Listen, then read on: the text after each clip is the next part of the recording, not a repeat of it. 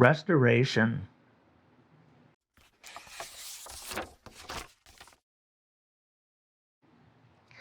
I love to recover the quality of things in decline, to scour stone, scale paint from brick, to compel with wire brush the flourish wrought by iron, to refinish wood, solving for forgotten grain, to give by weeding our stone wall back its dignity, to left and right the borders of our lot, to square the corners of our keep.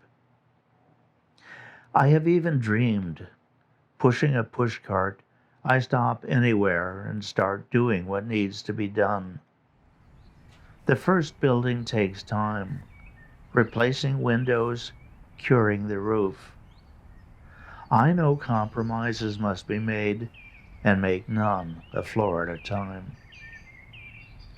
I work along an interstate a century after Johnny Appleseed. A modest people makes me chief. They too enjoy the hazy shine of finished work by last light. Storm drains relieved, brick walks relaid, a heritage of dust and wrappers is renounced. The square, square, trim, trim.